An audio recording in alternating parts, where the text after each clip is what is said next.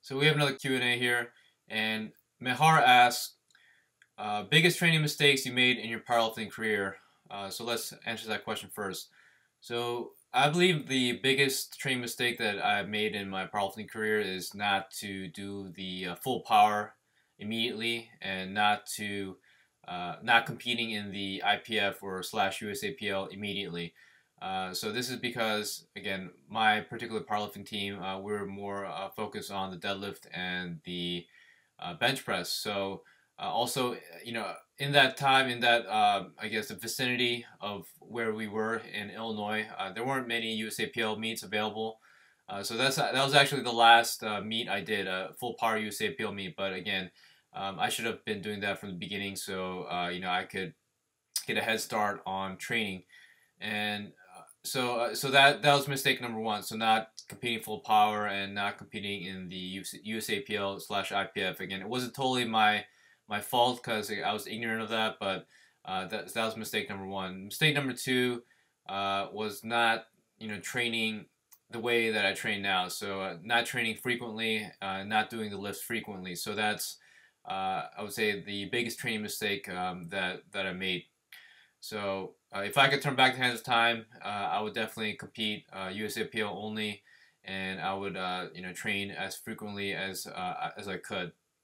Also, when I did start powerlifting, I didn't take it too seriously, so I was doing a lot of hours of basketball per day. So again, that wasn't productive as well. So the second question: when should someone switch to single ply? Do you need a certain strength base first? Well, I mean, you can do a few years of raw. I mean, that's not a problem. But for me personally, I got into the gear fairly quickly because you can develop both the raw and the equipped strength at the same time. So I don't really see a certain type of requirement or a strength requirement for starting equipped lifting.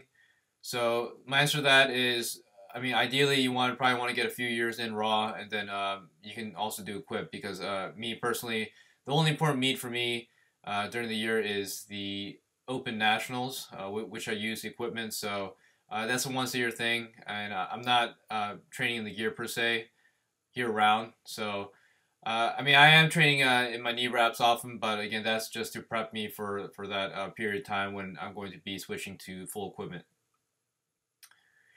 So let me see here. If you were back at square one, how would you begin your powerlifting? So that's question number three.